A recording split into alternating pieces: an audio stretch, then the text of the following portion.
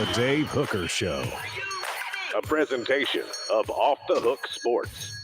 Objective insight, expertise, top guests. Available on YouTube, Apple, Spotify, and the Off the Hook Sports app. Download now for free. Also available on offthehooksports.com. I compute and obey. Now to Dave Hooker.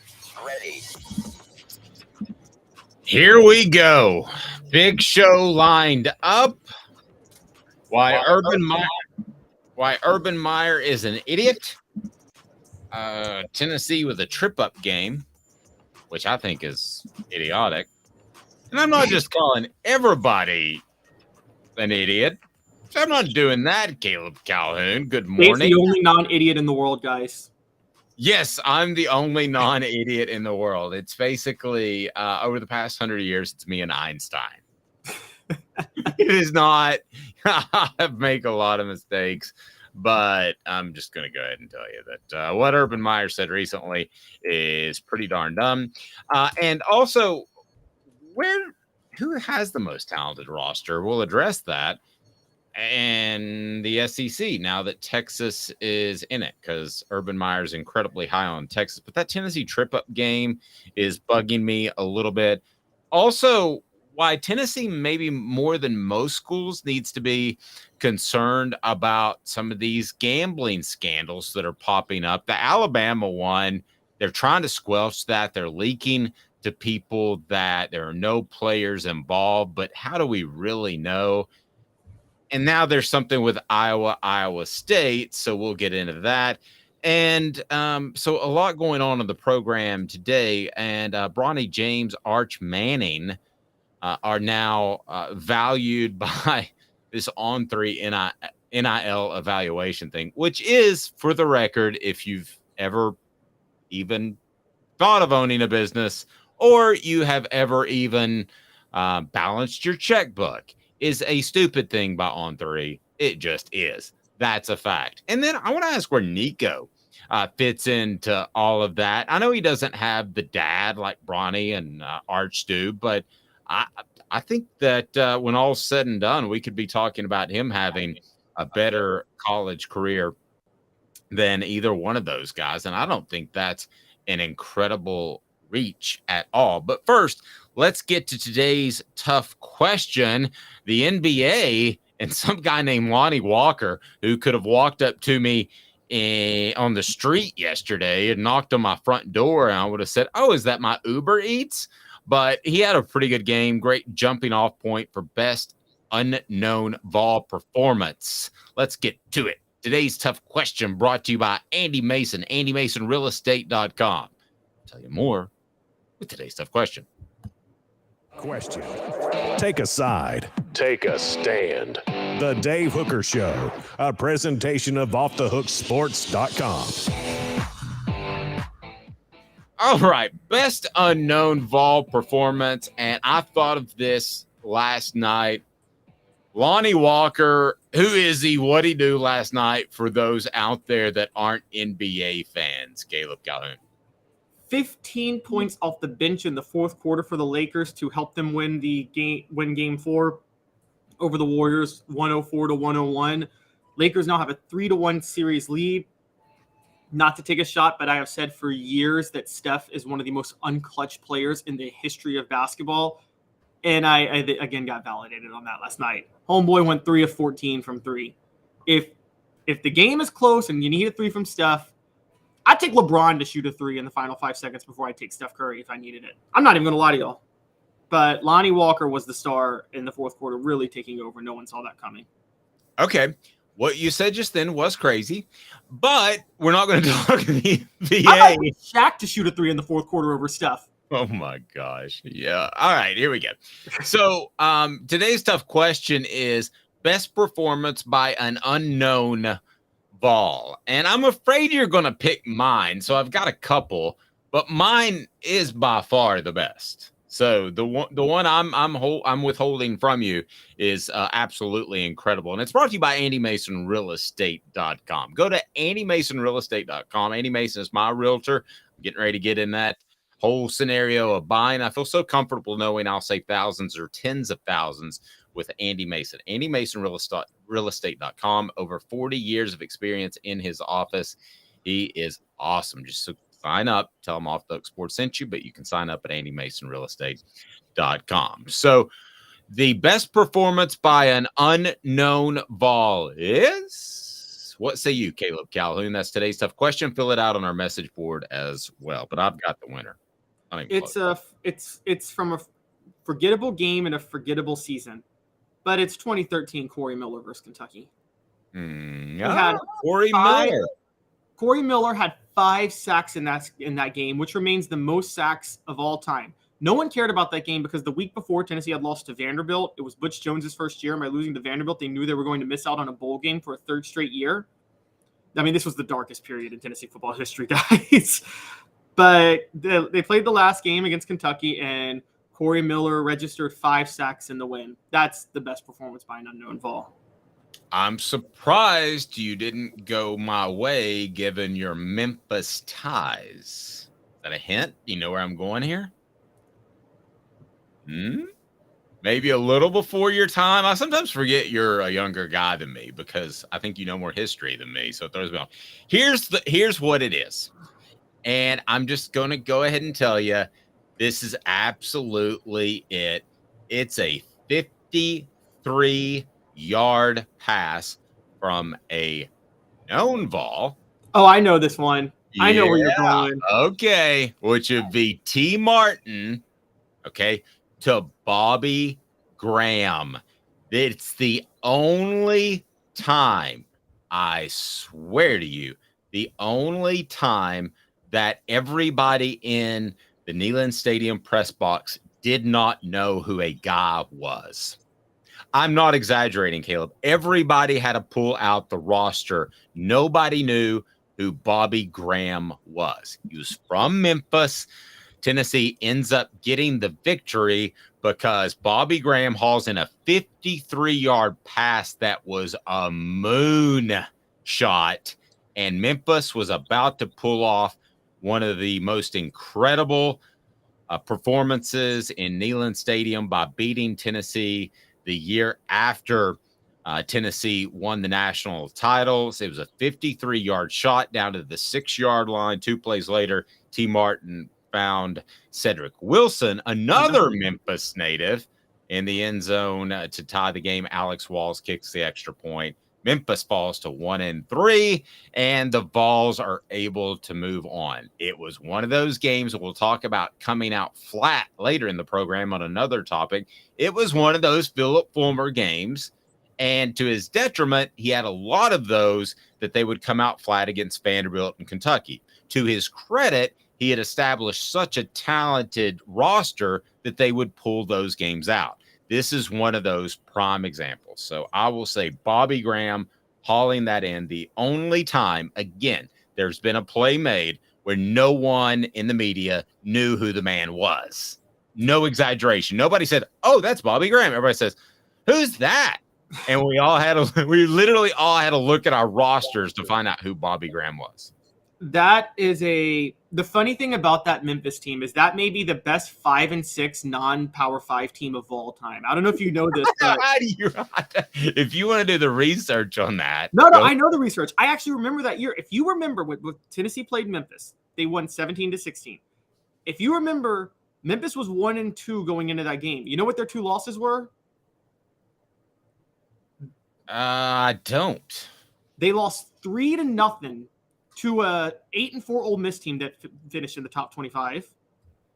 And then they lost 13-10 to a Mississippi State team that went 10-2 that year and finished in the top 10. Those were their first 2 losses that year. And then they go and play Tennessee. It was the Rip Scherer era. Rip Scherer was the coach of the Tigers at the time, and they were a dominating defense consistently. They just never had an offense. But going into that game, you kind of could see Tennessee maybe flat because Memphis was very dangerous, and Tennessee had just lost to Florida in a heartbreaker. They had Auburn the next week. I will give you that might have been the greatest play in Tennessee football history. I can't go greatest performance, though. I mean, Bobby Graham didn't even catch the game-winning touchdown. No, because Tennessee had lost that game if he doesn't make that play, and it wasn't even a great throw, and he was well covered. So I'm going to hold true to what I got. You do know Bobby Graham. That's not even Bobby Graham's most memorable game. No, it is too. No, 2001 Florida, he had 7 catches in that game. Okay, I don't care. They lose to Memphis the year after winning a national title early in the year, and they lose to Memphis without that play. And don't forget, that's just 3 years after Memphis upset Tennessee. So everybody thought that going into that game that Tennessee would be motivated to pound the Tigers into the ground and prove that they're the better program, and that didn't happen. And it was a game that felt lost by Tennessee. I mean, there are times where you're covering a team and you think to yourself, they have just lost that game. It was an absolute moonshot. For some reason, they couldn't move the ball at all. And if not for that play, you would agree, right? If not for that play, Tennessee loses that game. Yeah, I agree. What play was more significant to beating Memphis, though? Because here's the crazy part. The very next year, Tennessee almost loses to Memphis again in Memphis. And Memphis is up 17-16 with less than a minute to go. Everybody's certain Memphis has just won the game. And then Leonard Scott reels off a huge return to set up an Alex Walls game-winning field goal. Yeah, and it's funny you bring up Corey Miller and the 5 sacks. Honestly, I'd forgotten that he had 5 sacks, and he was one of the players that was involved in the great escape in the night, so to speak, when Lane Kiffin was gone, because he was a part of that class. And basically, the fact that he was a midterm enrollee, but he had gotten to Tennessee and spent the night on campus. And that at the time was a rule. If you spent the night on campus as a midterm enrollee, you don't really sign anything as a midterm enrollee. But if you spend the night on campus, I don't know if that's still the rule, but at the time he spent the night on campus. So he was a Vol, and he couldn't get out of it without sitting out a year. This is before the transfer rules, but his teammate, whose name escapes me, his high school teammate, did not make that trip, did not drive with Corey because he was packing up his stuff, got halfway to Tennessee, heard about Lane Kiffin bolting, and turned around and went back the other way. And I think he ended up at Southern California. So Corey Miller was this close to not even having that game and not being a Vol. How strange is that? That's wild, but then that disproves what we thought about. So Ed Orgeron didn't even know what he was doing when he was calling the players, telling them not to go to class, because it didn't matter if they went to class. It mattered if they spent the night.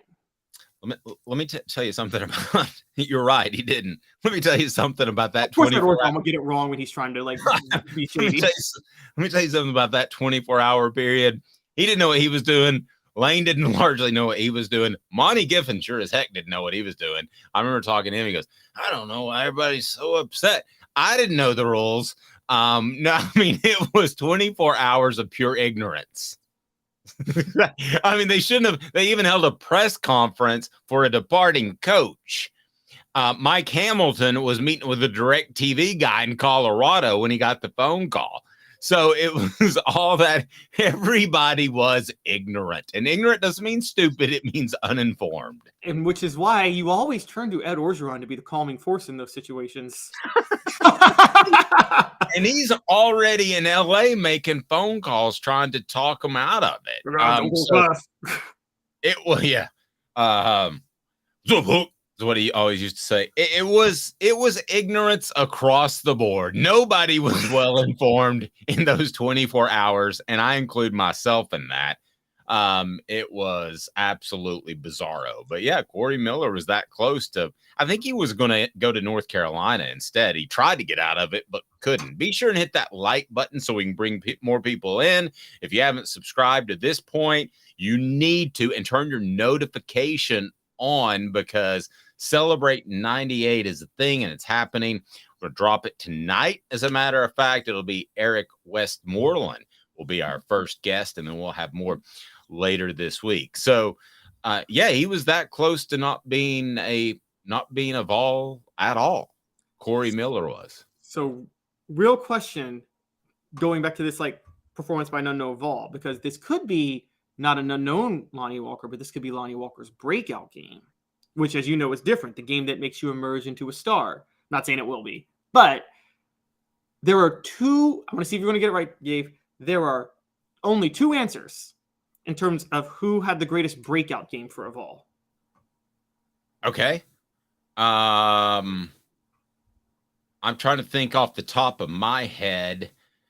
So could they could have played before, right? They could have played before, but the real thing, what makes this difference from the unknown Vols is like they became basically a star after this game on a consistent basis. Okay, what do you got? I'm interested to see which direction you go here because you feel strongly about two. So lay it on me, brother. All right, one of them is 2001 Kelly Washington versus LSU.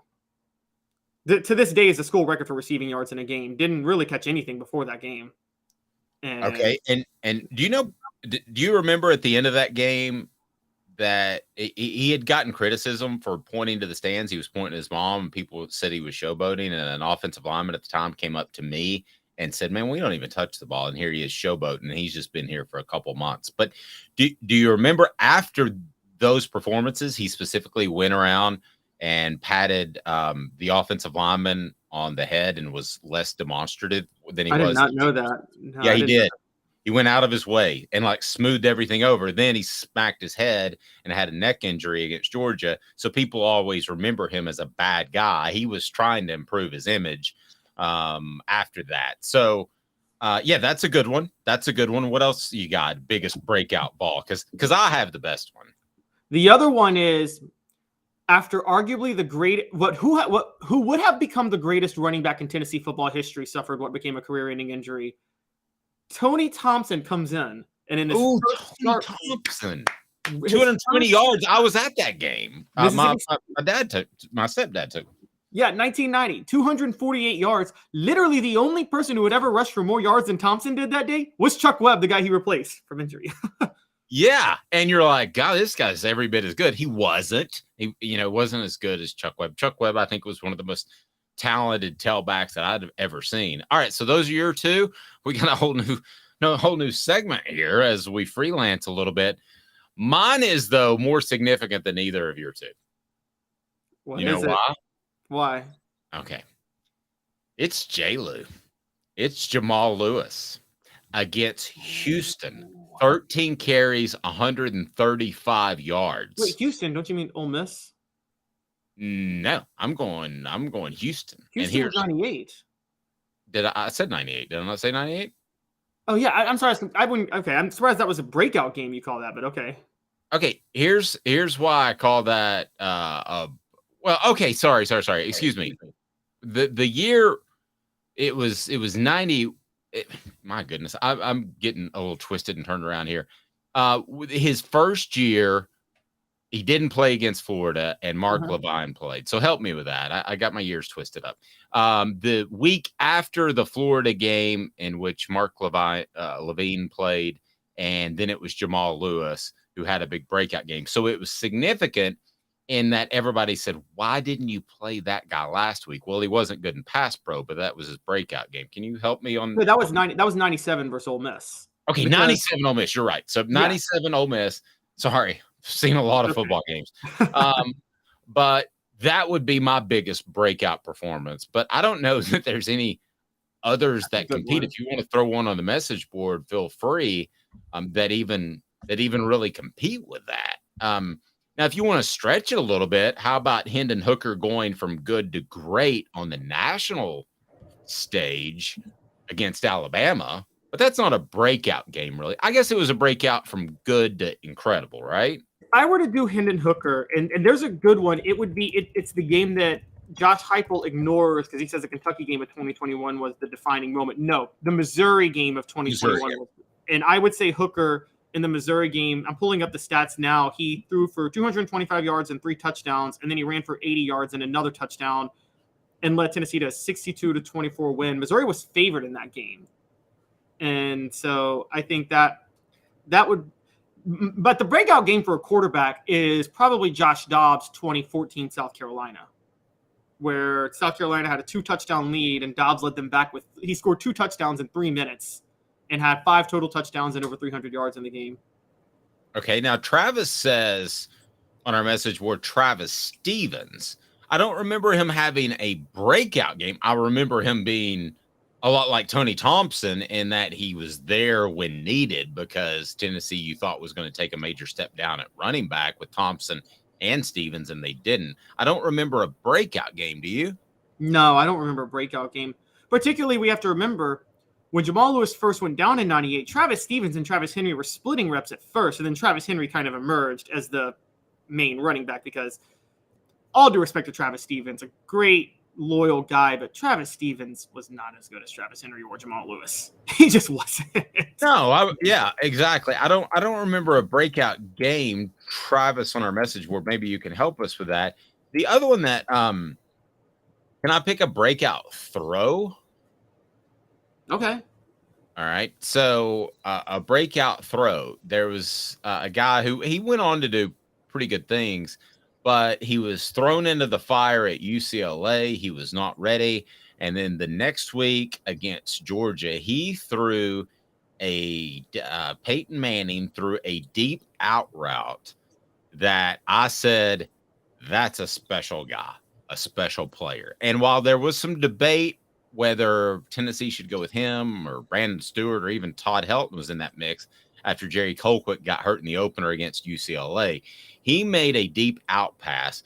And I still remember, I remember Mike Keith, who was hosting Sports Talk at the time, saying that was the type of pass that changed the way you perceive Peyton Manning. He was not a caretaker that's going to, put you in the right position and super smart. He also had the arm. He had the ability to be elite. And boy, I still remember that out pass against Georgia. It was early in the game where you're like, that's an SEC quarterback, no question. I think I remember Jimmy Hyams talking about that. He was interviewed for, there was a E60 documentary called The Book of Manning. He was, yeah. And I think I remember seeing him talk about that. The thing that stood out to me about that year was Cutcliffe did an interview one time. I know Tennessee had lost to Alabama in the last minute that year because they failed to convert a 4th down in the red zone.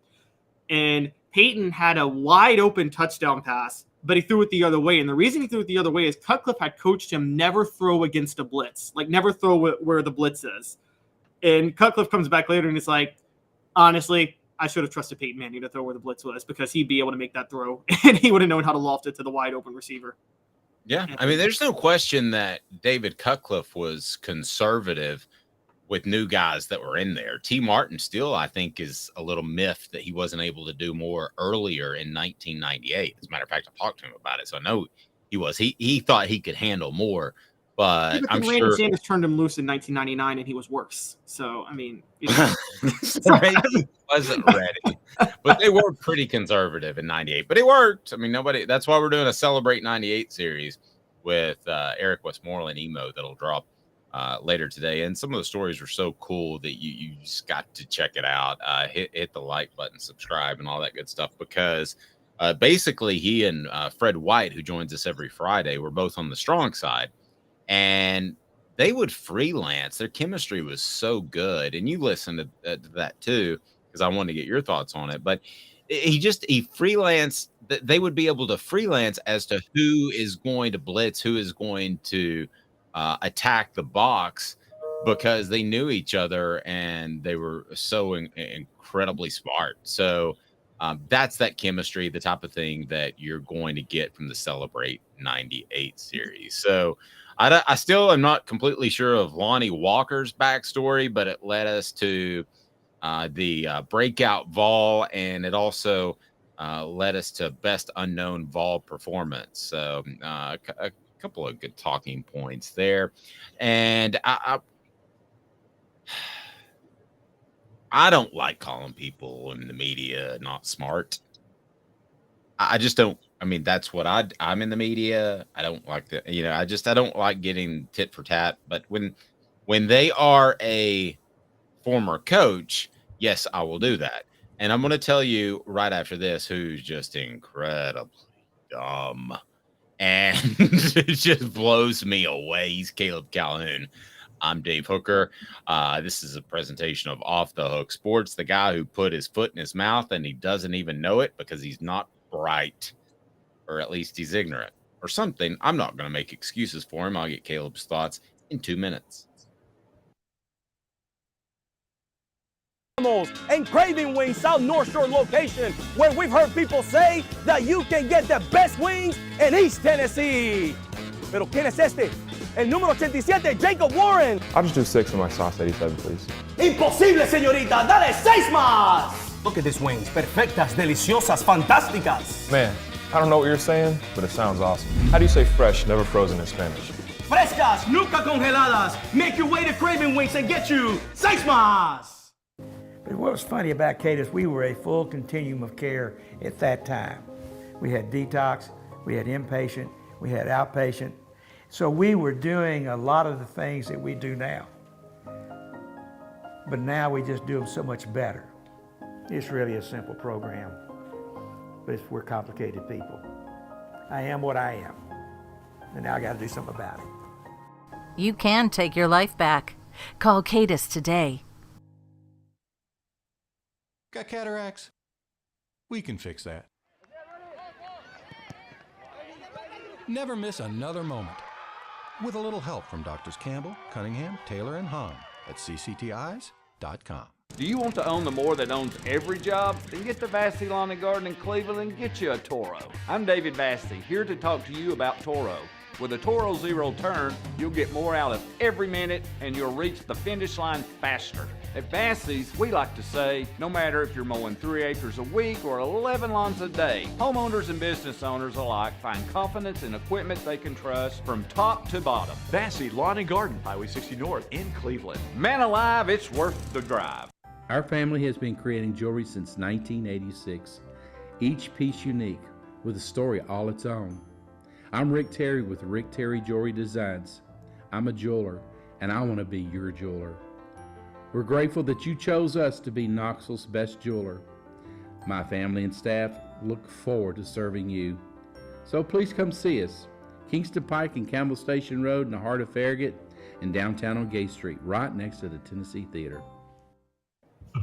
Who's this guy? Hello, wizard. The Dave Hooker Show, Who? a presentation of Off the Hook Sports. What? YouTube, Apple, Spotify, and the free Off the Hook Sports app.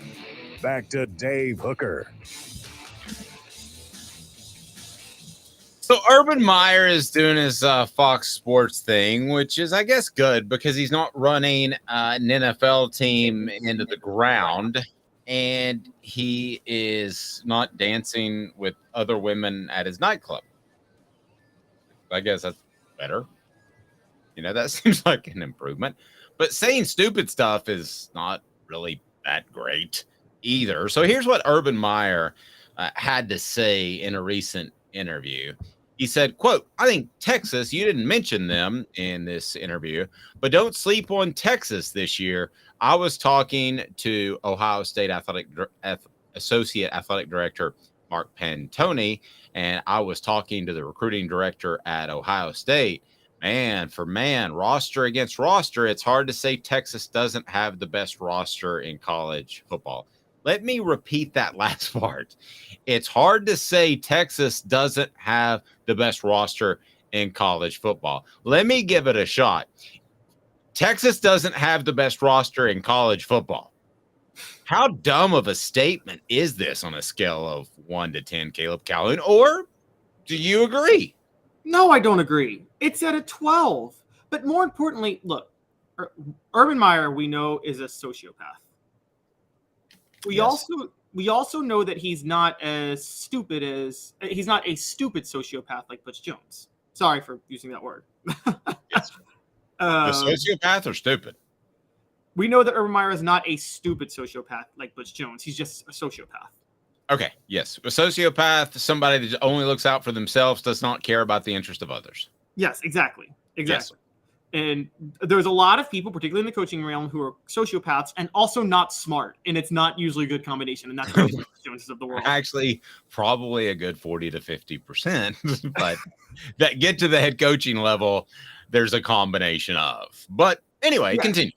So Urban Meyer is a smart sociopath, which leads me to believe there is method to this madness. I'm just trying to figure out what the method is. Okay, here's my I don't think there is. You're referring to an ulterior motive, right? I don't think there is that in this case. I think that it was just a passing conversation that he had with the recruiting director at Ohio State. I think it's a conversation he said where Texas is doing a good job, and they got Arch Manning, and not Texas was number 3 in recruiting in this past recruiting cycle, so fine. That's fine. You heard that from your recruiting director. You want to say something, and also I'm sure that Fox Sports, which is why I'm not a Fox Sports guy, and I think ESPN will continue to dominate. We can have that conversation another time. I think Fox probably pushes him to say stuff and do these interviews, and I think he shoots from the hip. So I don't think this is a well thought out, premeditated thing like you would say before a game. Like Butch Jones, who you brought up, said the team in red, and he wouldn't refer to Alabama because he thought that would help his players in some shape, form, or fashion. It just made Alabama mad, and they beat the bejesus out of Tennessee. But there was an ulterior motive there. I don't believe there is in this case, Caleb. And I see what you're saying. Most oftentimes there would be. I just think it's an ignorant statement, because let me run these numbers by you. So Texas number 3 in the last recruiting cycle in 2023. And they may end up one day in the next 2 or 3 years having the most talented roster because there's so much oil money there, and they might take advantage of NIL. I would certainly think so. I don't think they're at the forefront of the top 10 teams taking advantage of NIL from what I'm told, but they're right there. But Alabama had the number 1 class in 2023. Georgia had the number 2 class. So Texas is not on Alabama and Georgia's level because Texas had the number 5 class in 2022. Now, I'm referring to classes most recently and classes that will affect the upcoming season. Alabama, number 3 in 2022. That's higher.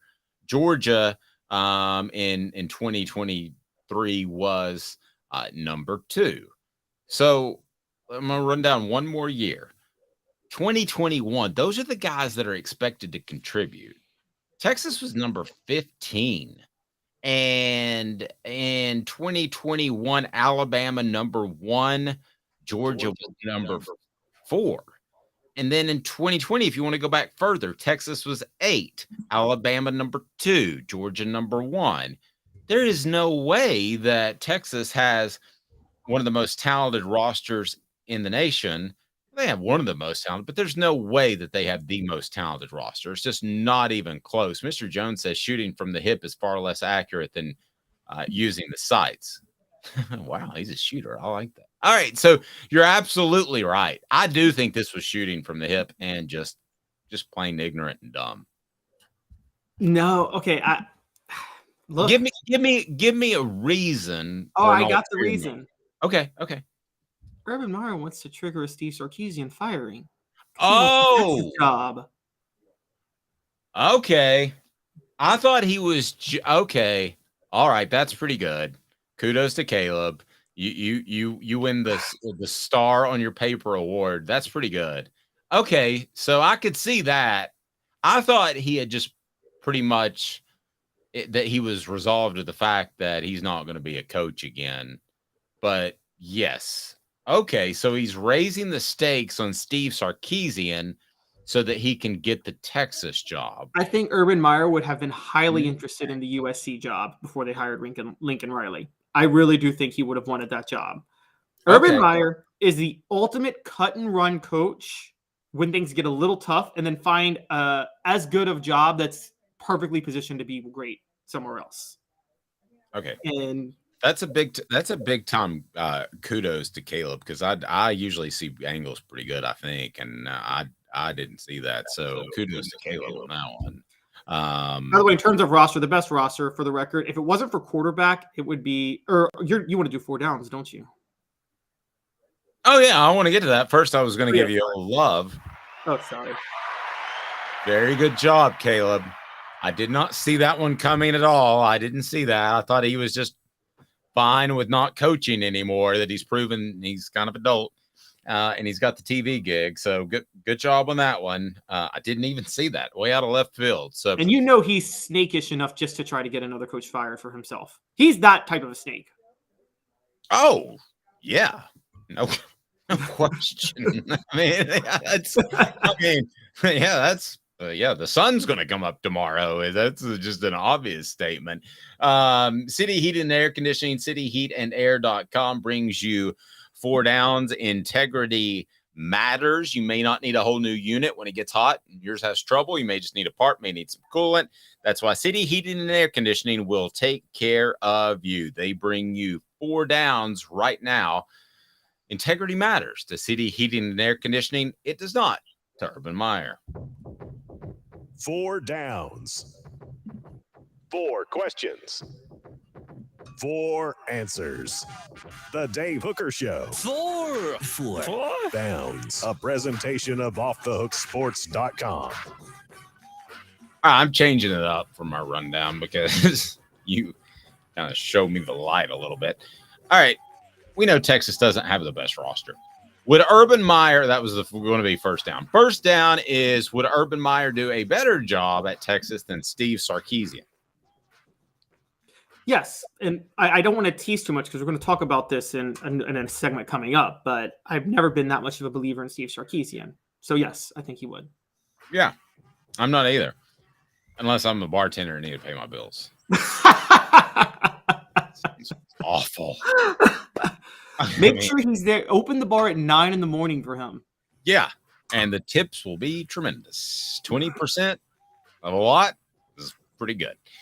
Okay, I actually think that Urban Meyer is pretty washed up, and I think once he got in that position, especially at his age, he would not do as well. I think Texas is in better hands. If they could just snap their fingers and change everything, Steve Sarkisian would be better. So I'm going to give credit to Steve Sarkisian. I think he's turned his life around. So there we go. So second down. Who has the best roster in the nation? So if quarterbacks weren't a factor, it would easily be Alabama.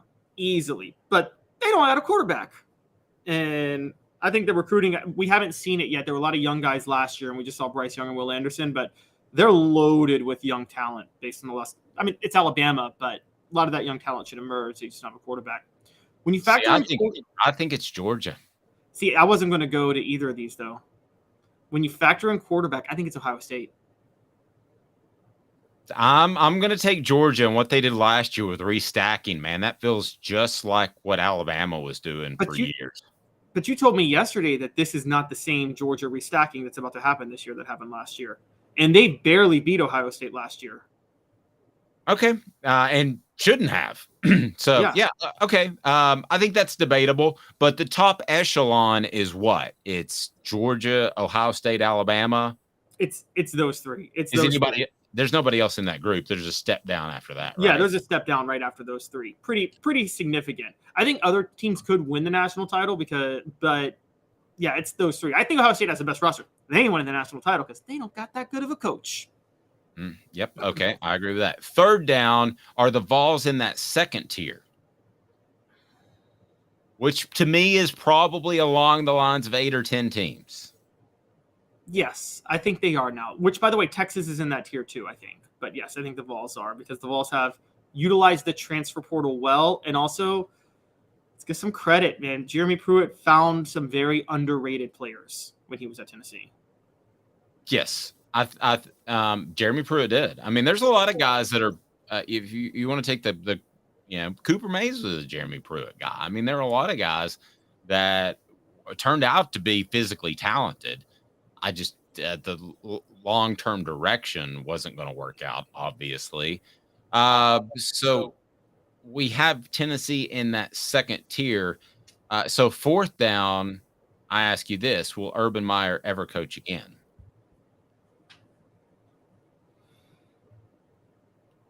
Boy, I got you on that one. No, and I will tell you why. I'm not saying there's not a school that would take him. There's not a school that Urban Meyer would want to go to that would take him. Exactly. So it's the Jim Tressel thing. Like Jim Tressel was willing to take a step down and go to what it was, a Youngstown State or Youngstown or what? No, I think it was back to Youngstown State. But Okay. yeah, because he coached it before. Yeah. But yeah.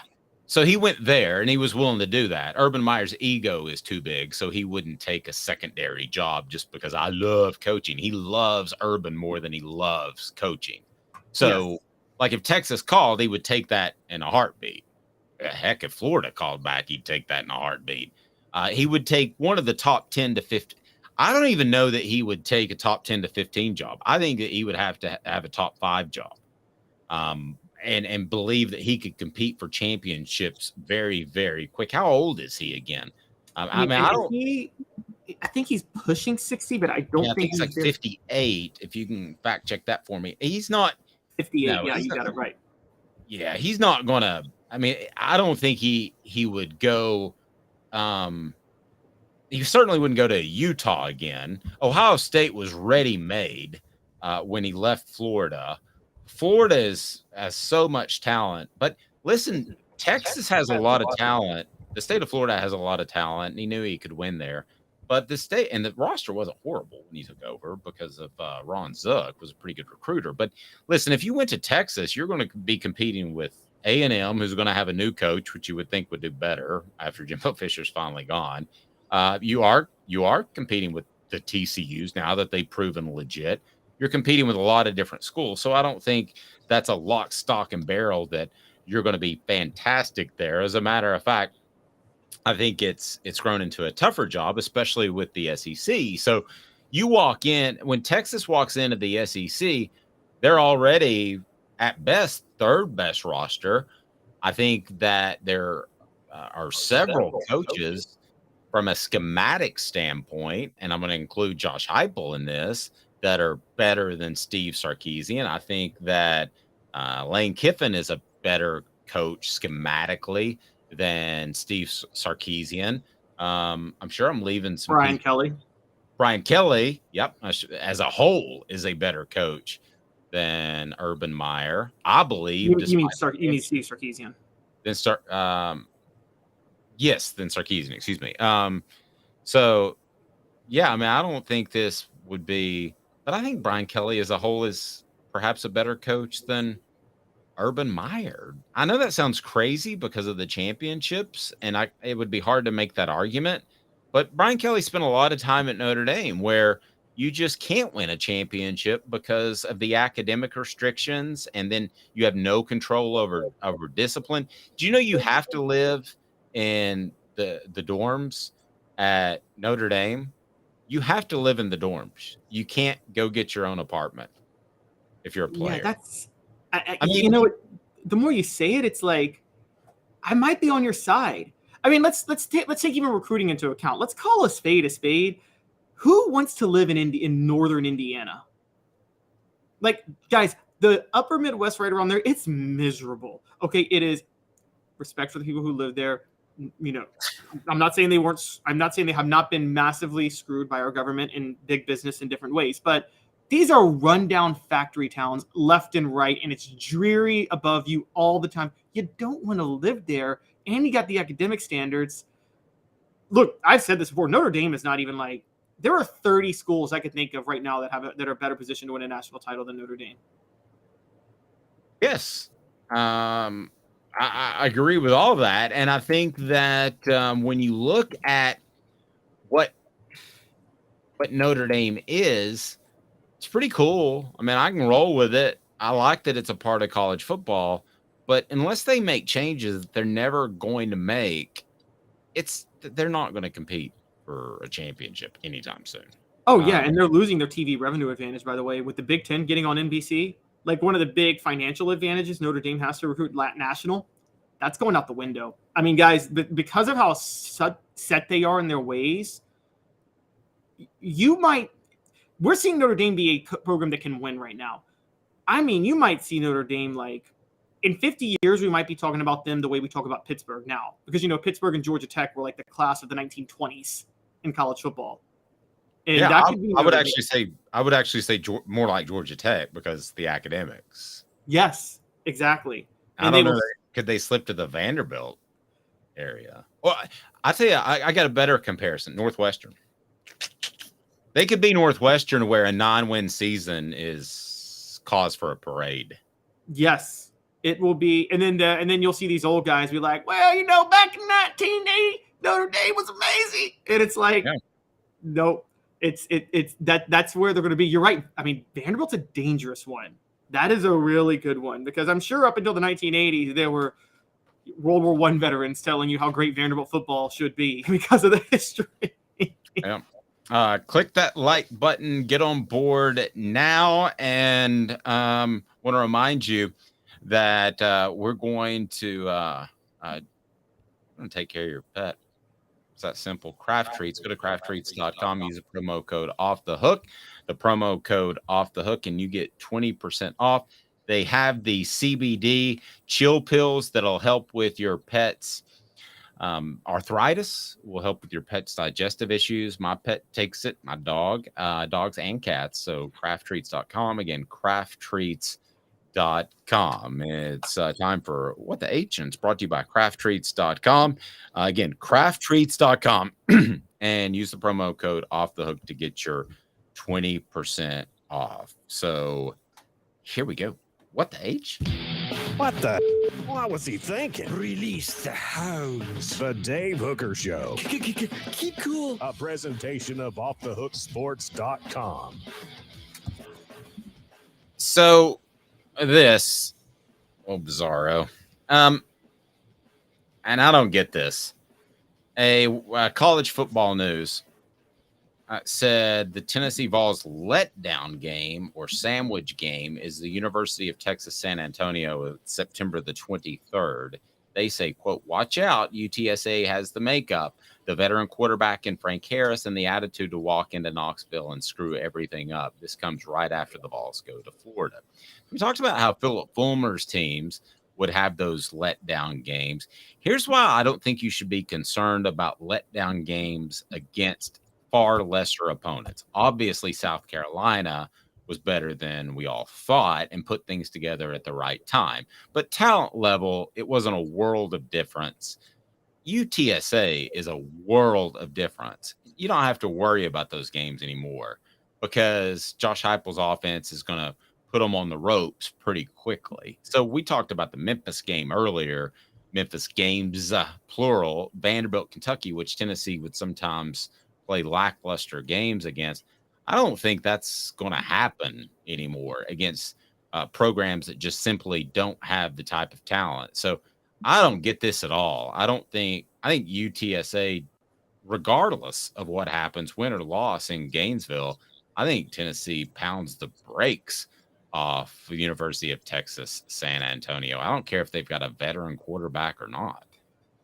Yeah, they are outside of the Power 5 plus, I say, the 6 fringe, which I think of the fringe conference is the American Athletic Conference. And it's not Power 5, but it's better than all the other Group of 5 conferences. So the other 4 conferences of the Group of 5, I would say Texas San Antonio may be the best of those teams. And so I think they're looking at, because it's sandwiched between Florida, and they'll be circling South Carolina to beat the brakes off them. Tennessee's, they're saying this could be a trap team because they have won the Conference USA 2 years in a row. I'm making their case for a minute, just because they've won the Conference USA 2 years in a row. They're 23-5 the last 2 years, and they returned a veteran quarterback. So this is going to be the best Group of 4 team this year, maybe even Group of 5. This may be the Group of 5 team that gets to the New Year's 6 this year. I mean, just to put that out there. They could be that good. I don't think anybody looks beyond the American or the Mountain West typically for that top Group of 5 team. I don't see Conference USA Sun Belt getting there. But if one ever breaks through, this year's Texas San Antonio team would be the one that breaks through. Yeah, I don't understand the University of Texas San Antonio argument at all. I think there are probably 2 more trap games that fall on the schedule. And I understand everybody's trying to get attention and clicks, but this would not even be in my question is, it would be, I didn't get this at all. So the question is, okay, some of these games that we might call trap games, they may not call trap games because they would call them toss-ups. Like, again, for me, the biggest trap game, and I think for you too, the most dangerous game for Tennessee this year is Kentucky. I mean dangerous. I mean a game where they could lose that they shouldn't lose.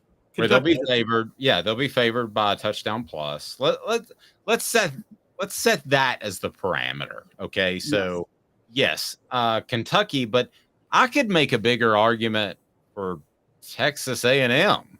I mean, and I think they're going to pound Texas A&M, but I could make a better argument for Texas A&M being one of those games than UTSA, because they wouldn't consider A&M a trap game. Well, they would consider that a toss-up. But okay, but with Kentucky's as much of a Kentucky's more of a toss-up than Texas A&M. That may be why they didn't include Kentucky either. That may be why they put Texas San Antonio. I mean, I'm with you. Like, me and you know this, but I'm not. Like the average college football fan. I mean, me and you know, and regular SEC fans should know that Tennessee would be should pound Texas A&M and should beat Kentucky. I don't know if national media understands the subtle nuanced differences between those schools right now and where they're at. Yep. I guess that's fair. I mean, if I had to do this for every school, and they did do it for like every Power 5 school, I mean, I would have some bad ones in there, but don't worry about UTSA. Mark that down. And if you want to timestamp that in your head and we want to go back, something happens and it ends up being less than 14 points, I'll eat crow and be glad to do it, but I don't think that's going to happen. Texas A&M, let me make the argument for that. You and I both think they're going to Tennessee will handle Texas A&M. They have an off week before, so they're going to handle Texas A&M. But let me just make the argument that they could be sky high if they're undefeated at that point. If they beat Florida and South Carolina, Texas A&M is a little bit more of an unknown opponent, and then you've got Alabama the next week. So we're both kind of playing devil's advocate with ourselves, but that's a better argument to me than UTSA, is it not? Yes, I would agree in terms of who they're more likely to lose to. But again, it's hard to call them a trap game because national media thinks Texas A&M is going to be back this year. They're not, and so they think that would be more of a toss-up. I think there's a really good chance. Look, Texas A&M is a bigger trap game for Alabama than they are for Tennessee. Because remember, they play Alabama the week before they play Tennessee this year. And they get Alabama at home. And Alabama will have just played Ole Miss and then visited Mississippi State, Mississippi State's going to be an easy win. But still, they have to go to Texas A&M. And me and you both agree Alabama's got a quarterback issue this year. Yeah, they're taking dudes that have barely played. So, although I don't think Tyler Buckner is a desperation move like you do. But anyway, all right. So you got this guy named Bronny. Maybe you've heard of him. He's going to go to USC. You got a guy named Arch Manning. They both have really famous dads, and because Cooper's on all those Caesars commercials. And I'm going to make a really strong argument that those two will not have as good of a college career as a guy that I'm sure you know. His name is Nico. Thank you, Nico. Ame Lava. 2 minutes. I'll tell you why Nico will have a better career than both of them. To own the more that owns every job, then get to Vassy Lawn and Garden in Cleveland and get you a Toro. I'm David Vassy, here to talk to you about Toro. With a Toro Zero Turn, you'll get more out of every minute and you'll reach the finish line faster. At Vassy's, we like to say, no matter if you're mowing 3 acres a week or 11 lawns a day, homeowners and business owners alike find confidence in equipment they can trust from top to bottom. Vassy Lawn and Garden, Highway 60 North in Cleveland. Man alive, it's worth the drive. Hi, Mike Davis here with City Heating and Air, reminding you to always dare to compare. Our team provides quality local heating and air service, installation, and maintenance across East Tennessee. We use only the best equipment like American Standard heating and air conditioning for your residential, new construction, or commercial needs. Honesty, dependability, and customer satisfaction have been the cornerstones of our business since 1961. City Heat and Air. Dare to compare.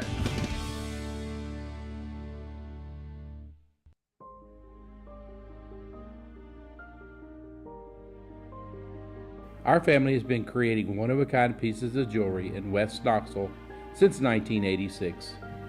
Each piece is a combination of unique processes that bring your idea to life.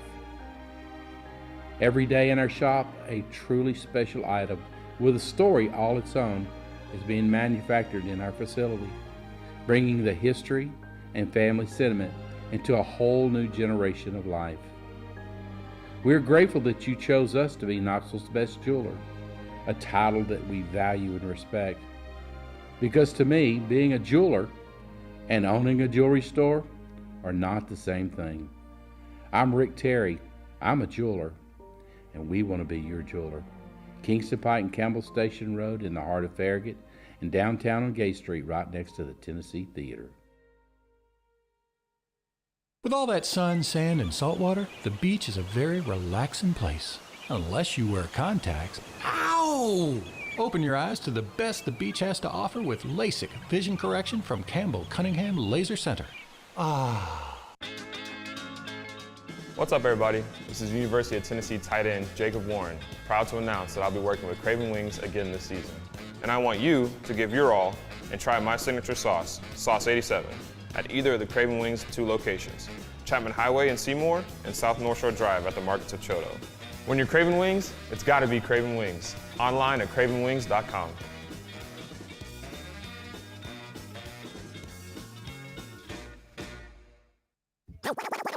You're listening to The Dave Hooker Show, a presentation of offthehooksports.com. The internet is full of pictures of each and every one of you. Available on YouTube, Apple, Spotify, and the Off the Hook Sports app. Download now for free.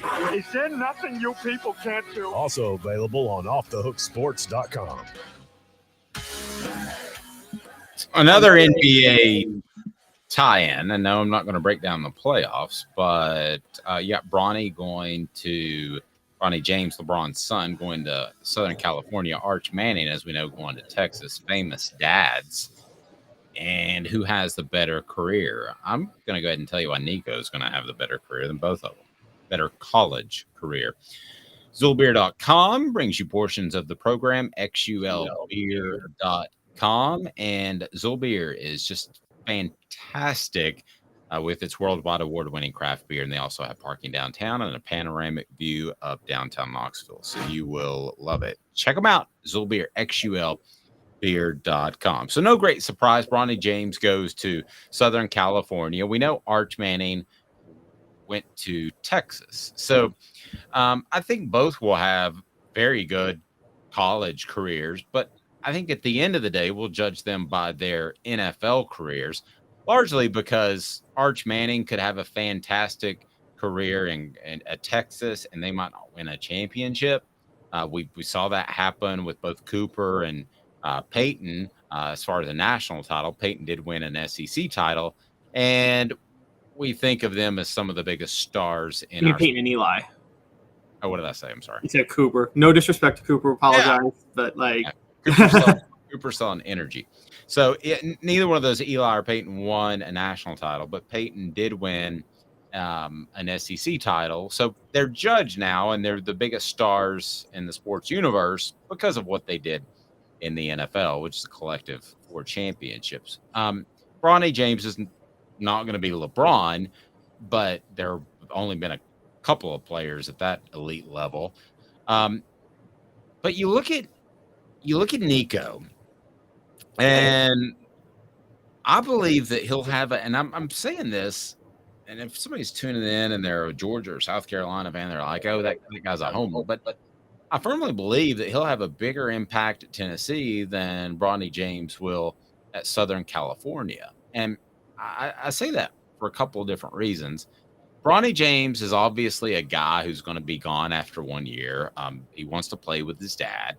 And that's not going to have a monstrous recruiting impact. I think Nico will have a continued recruiting impact and already has had a big recruiting impact.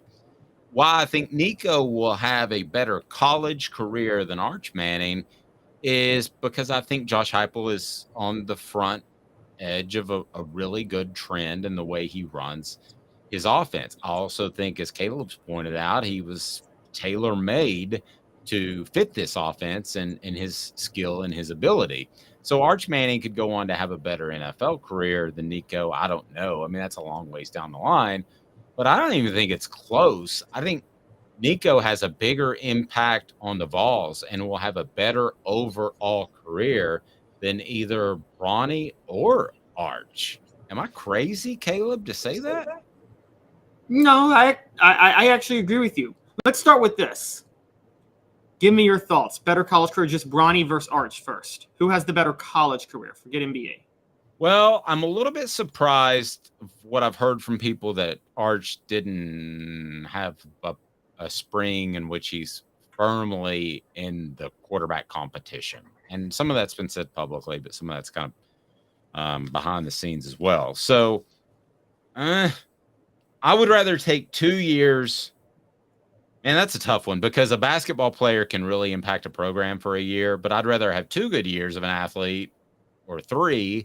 Let's say Arch doesn't even start this year. I'd rather have those 2 good years than just 1 year from Bronny. So that's a tough one. So if you really held me to that, I would say that I think Arch Manning has a better college career than Bronny James. Okay, so I'm going to say Arch has the better pro career than Bronny James because Bronny is going to be a role player in the NBA because he's a solid shooter. Great, he's going to be a great shooter, and he's very athletic. Not as good of a passer as LeBron, and he's 7 inches shorter. He shouldn't have gotten a 5-star rating. He was a 4-star guard. He's not a 5-star. I can't believe 247 Sports Composite upped him to a 5-star. Mm-hmm. He is going to play for Andy Enfield, who is a really good coach, and USC returns everybody. I mean, everybody. Plus, they got a top 3 recruiting class. So I think Bronny has a better college career because I think USC wins the national championship next year. Not because of Bronny, because of how loaded they are elsewhere, and Bronny's going to get a lot of credit for it. Okay, well, if anybody wins a title, then that vetoes the other 2 dudes. Exactly. And from the other side, Texas, what I was getting at last segment, look, I find Steve Sarkisian to be an overrated quarterback whisperer. People tout him on a lot of these things. Who has he really turned out into a good NFL quarterback since Carson Palmer? Don't tell me Tua. That was more Mike Loxley who coached up Tua. And Lane Kiffin coached up Tua. That's fair. And listen, Nico is going to be in a position that he's got to be the starter at some point. I mean, there's too much money on the table, so he's going to get his chance. Arch Manning, listen, if Steve Sarkisian doesn't think he's as good as Quinn Ewers, which I don't think he is right now and probably won't be this year, he's not going to play. If another cat comes along, he's going to play that guy. He's not going to play Arch Manning because he's a Manning. They can have all the pull they want to, and the Mannings do like to orchestrate things and move things around, okay? So they would try, and you would get a call from Peyton or Eli, and there's something to be said for having a Manning back there in 2024 and what that might bring to the program, or at least maybe even getting him on the field in 2023 to show prospects that. But still, just in terms of natural fit and what Josh Heupel has done with quarterbacks, Nico's going to have a better career than Arch Manning. He might not be the better NFL prospect when all's said and done. We'll see. But yeah, I would bet a mortgage payment on that. People make fun of me for saying all that all the time, but I would.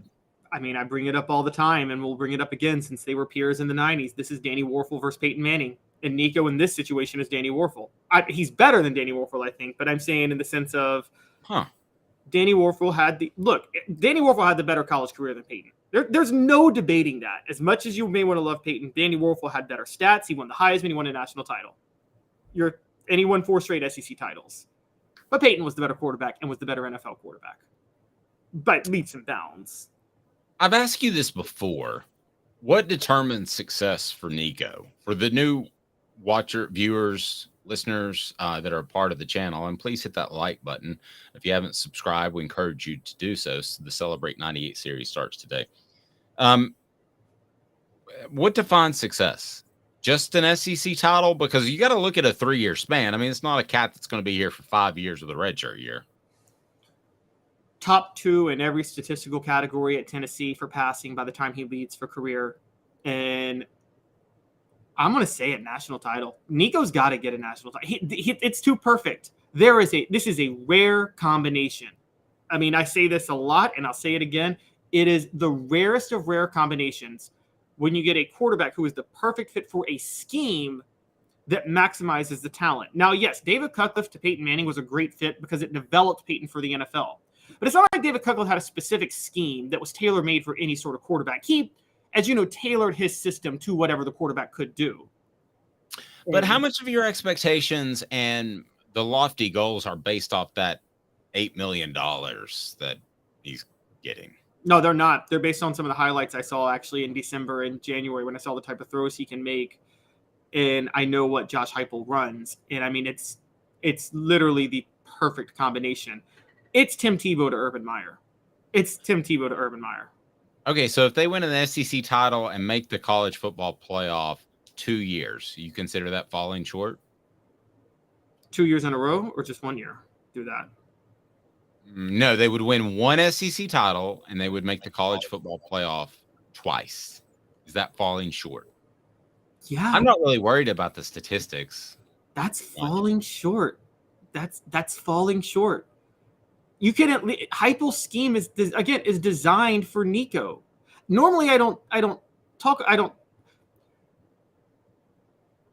in the 90s with Peyton, I don't say Peyton's career at Tennessee is a disappointment. He got an SEC title, and then he went to become a Hall of Fame quarterback in the NFL.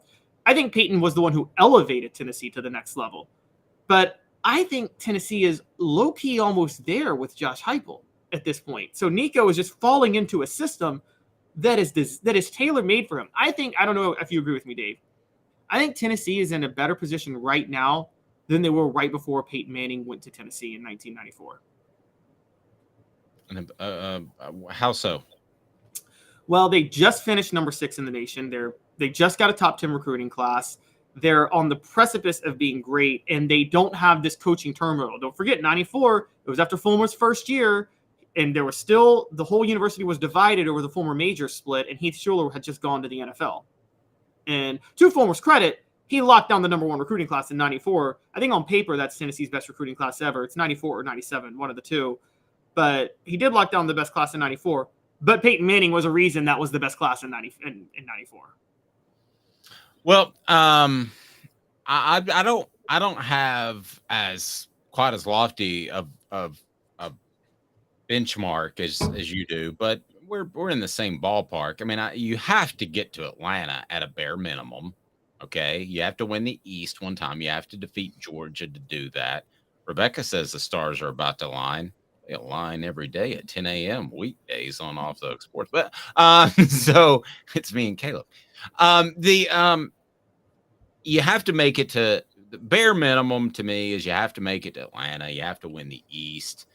Again, we're talking about a 3-year time span, and he might not play this year.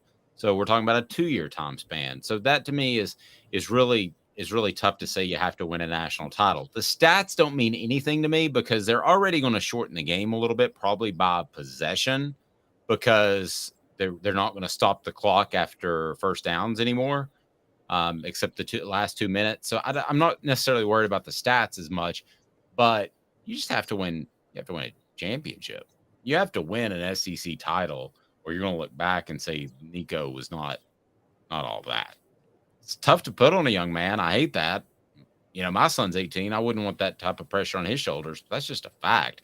Elias points out we're talking about a 12-team playoff era. I'll go this far. If he doesn't, if they miss the playoffs 1 year with Nico as their starting quarterback, then I would argue that that's a failure. Yeah, I know Giannis Antetokounmpo recently talked about is this season a failure because you didn't get that far. If you got 2 years in a 12-team playoff and you miss it once based off where Tennessee is, I think that career could be deemed a failure. And that sounds harsh, but I think fair. Yeah, I agree. And success is relative to the state of the program and things like that at the time. I will say this: if you look at Nico as a draft pick, if he don't win an SEC title, it's given what he's going to.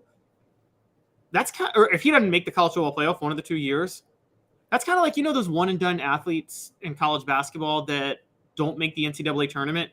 And I'm one of those, and I know you're an Allen Houston defender, but I'm one of those guys where I'm like, if you're a transcendent star, worthy of a top 5 draft pick in the NBA, you're good enough by yourself with me and Dave as your second and third best players to get that team to the NCAA tournament.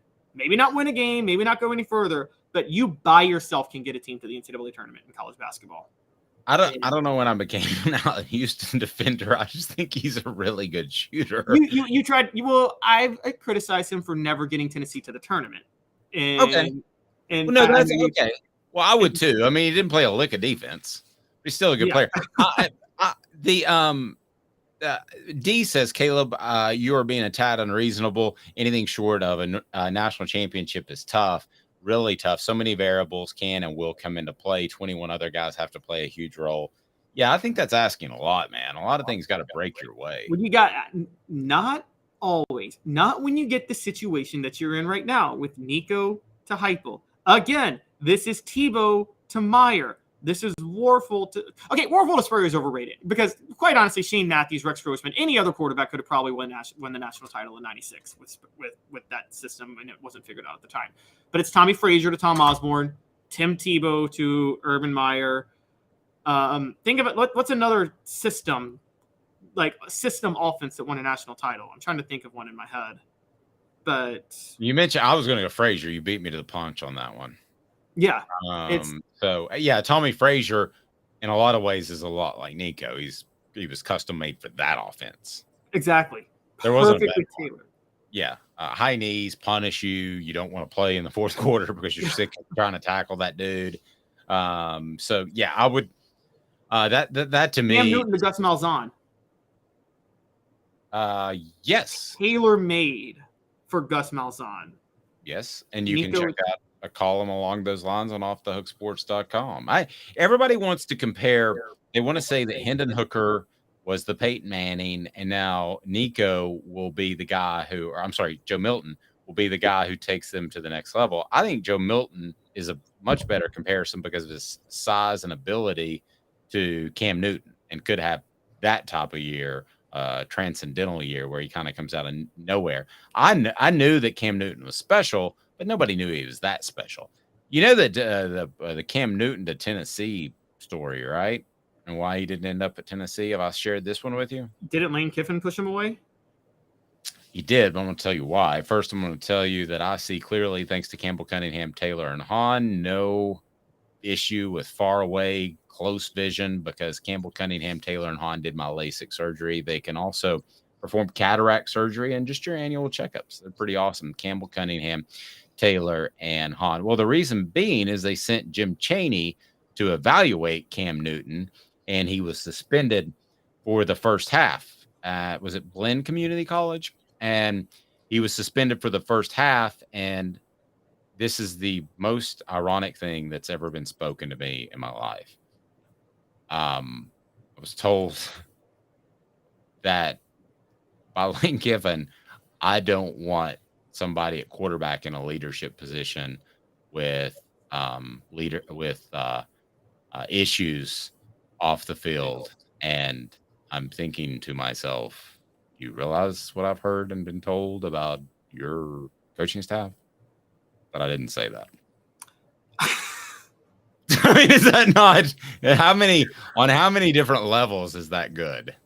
Lane Kiffin worried about character and off the field issues. Character and leadership issues and leadership roles was the issue of why Tennessee stopped recruiting Cam Newton. Jim Chaney went out there first half. Now, maybe that was Chaney's call. Maybe Tennessee was going to lose him to Auburn anyway. That's all possible. And this is, recruiting speak to make it look better afterwards. But that's what I was told by Lane. Then he brought in Tyler Bray, the worst intangibles of a quarterback in Tennessee football history, who likes to throw beer cans on top of cars from his second room dorm window. Remember that one? Yes. Great line, Elias. Ronald McDonald concerned about childhood nutrition moment. That's about as good as it gets. If I have a line as good as that as the rest of the week, this will be a good week. Yes, but that's exactly what I was told. So, nevertheless, Cam Newton could have been a Vol, and things might have been way different. I don't know. Does Lane stay if he's got a Cam Newton? I mean, I don't know. A lot of different. Wanted the beach. He was married at the time, and his wife wanted the beach. Let's call it what it is. I I don't know. And he loved those beach girls at the time. He was that guy. Do you ever watch Summer House, the reality, not Summer House, Flip or Flop? No. Okay, But I wouldn't have flopped away from Layla, I'll tell you that. There's this California used to be couple. This guy was married to this pretty hot blonde, and they flipped homes. They worked on flipping homes and making money, and it's on HGTV. Well, they got divorced. Guy got remarried. He's been dating a couple of women in between. All your typical California blondes. It's like, this dude's got a type. I mean, I'm like, I feel like that was Lane Kiffin. Ouch. There's a there's another scandal. I think his type is mid-20s. There's another scandal, another a gambling scandal that appears to be happening with Iowa State. So why does this affect Tennessee? I want to get into that. Let me give you a little bit of background for those of you that are younger and not seedy. So the thing that you have to know about Knoxville that a lot of people don't. Before gambling gambling's always been illegal, but before it became legal, Knoxville was known as a gambling hotbed. There were all kinds of poker rooms. I know a friend that ran one. It was known as every other corner. There's a secret poker room that starts about midnight and lasts till 5 a.m. So Knoxville was known. Gambling slips were everywhere. I played my first parlay when I was 20 years old. So Knoxville is known for that. So Caleb, I don't know if you have statistics to that, but Tennessee is one of the highest gambling states in the union. You can tell when Tennessee's number gets moved. A lot of times it'll come out. People will bet so highly on Tennessee that it'll move the number. So this is scary. I think for Tennessee more than a lot of other schools. And now we've seen it with Alabama baseball. Alabama is also known as one of the schools that'll move the number because of their gambling. So here's the thing that's scary about gambling being legal is that I almost guarantee you that one player's already been approached at several SEC schools. So tell me about what's happening at Iowa State and why Tennessee fans should keep an eye on that. And I think you should also keep an eye on the Alabama baseball situation. We're going to have a special guest from Alabama to talk about that situation tomorrow. We've got that lined up. I don't think that one's done either. And I think Tennessee, more than a lot of other schools, needs to be concerned about the easy access to gambling, Caleb. So what's going on at Iowa State? So it's Iowa and Iowa State, both schools. So Iowa, let's start with them.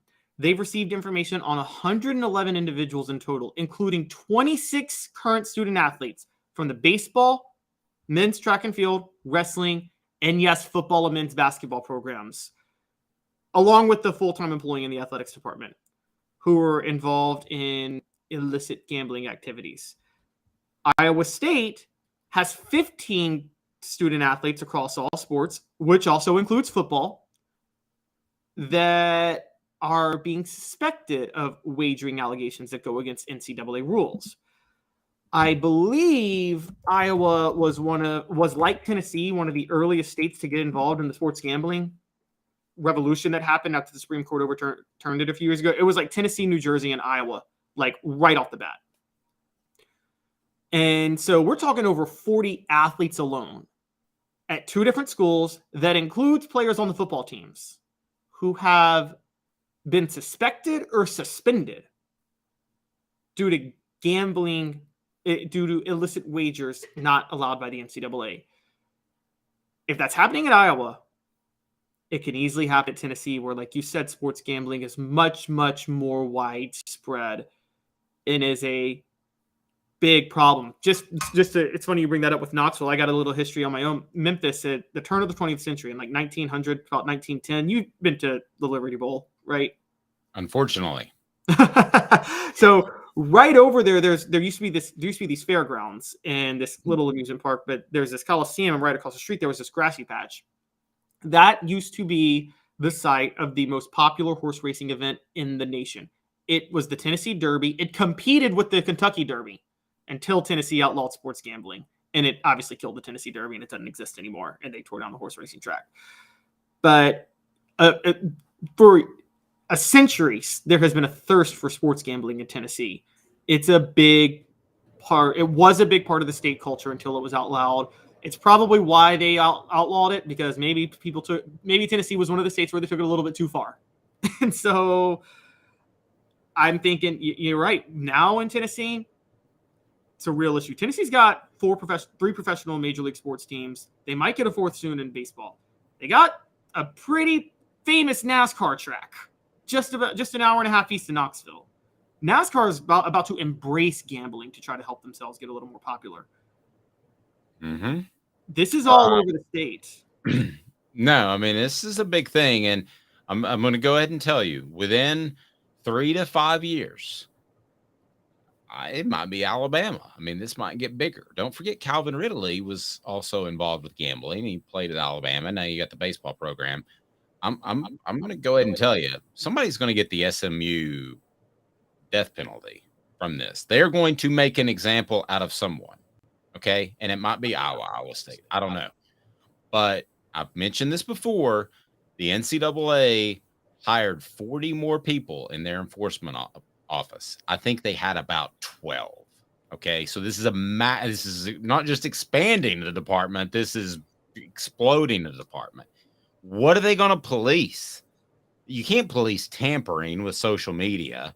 If somebody wants to reach out to Nico and say, hey, you're not going to play there because Joe Milton, come on over, there's no way you can find that out. There's also, I don't know how in the world you could police payments now, because anybody that has any intelligence whatsoever knows that it's legal. You just got to make sure that you're doing it right. It's basically like having the right tag on the back of your car.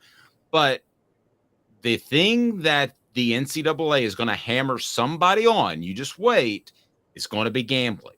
Because I'll go ahead and tell you here how I feel about gambling. You and I actually agree on Pete Rose, which is rare, because everybody seems like he should be in the Hall of Fame and that he shouldn't have been punished so harshly. But listen, I can watch Naked and Afraid reality television.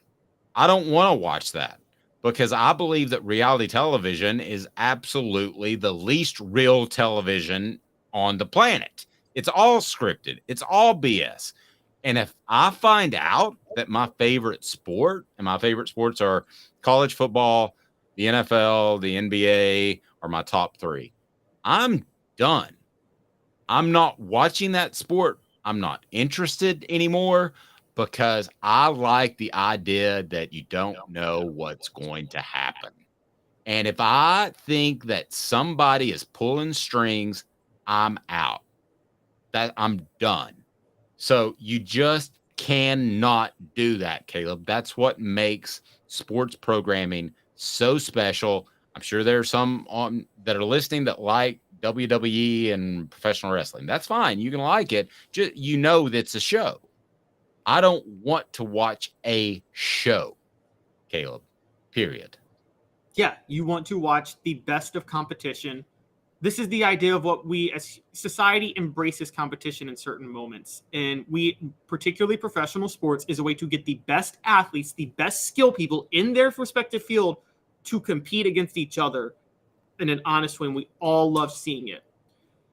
And you're right, Dave, I know you don't like it, but this has to be something that Congress has to address, right?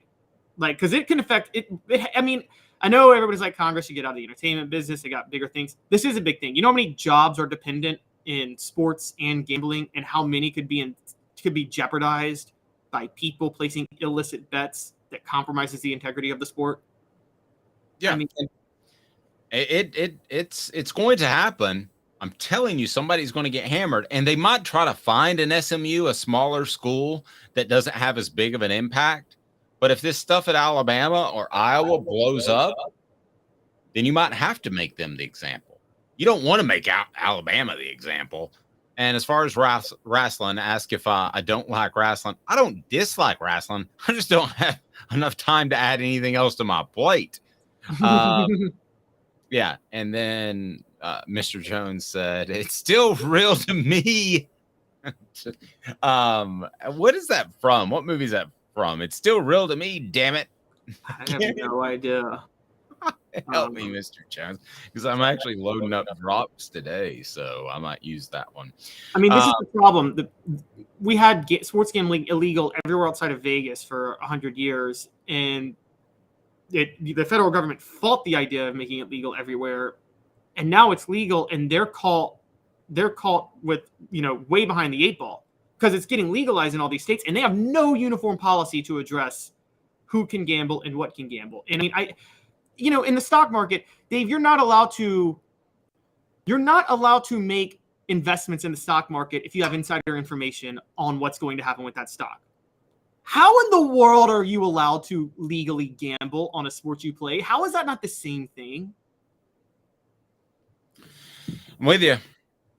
That it's not good. And you can bet on your own. You can bet for your team. You can do all that stuff. And I remember that it's real to me. I was a dude sitting up in the stands talking about wrestling. That was pretty funny.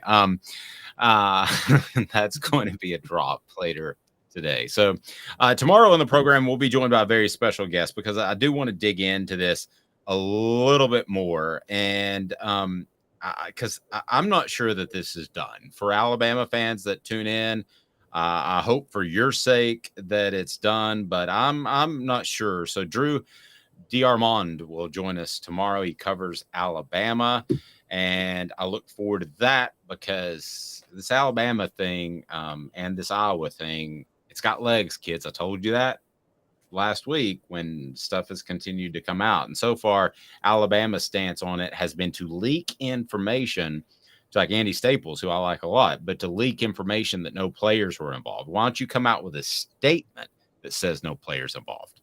There's two very different ways of handling that. One of them, you feel more secure in your stance. Because right now, you leak it to media and they take the hit. Okay? Yes, exactly. Yeah, if you come out and make a stance and you're like athletic director, Alabama, Iowa, or whoever, you lied. And exactly. You don't want to be that dude. And let's also, before we get out of here, be very clear, because a lot of people will say, refs fix games. And yes, there's been the Tim Donaghy incident in the NBA. Does the NFL call things more favorably in certain situations? Yes.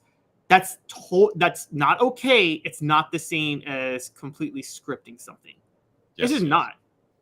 Vassy Lawn and Garden, Man Alive, it's worth the drive. Industrial mowers, commercial mowers, residential, it's worth the drive because their buying power saves you money, whether it's Nashville, Chattanooga, or Knoxville. They're in Cleveland, Tennessee. I highly encourage if you head up a business that needs to restock that fleet or you're starting a big-time landscaping company, you need to get to Vassy Lawn and Garden. Go to vassy.com to learn more. This has been a presentation of offthehooksports.com. We will talk some gambling issue with Greg DeArmond tomorrow, and also he will give you a great insight as to recruiting at Alabama. Is Tennessee now on par with Alabama and Georgia? He does a great job covering recruiting, and we will have our Celebrate 98 series, the first one, Emo. That's pretty awesome. Eric Westmoreland. More to come thanks to our buddy Fred White, who joins us each and every Friday. Caleb Calhoun. I'm Dave Hooker. This has been a presentation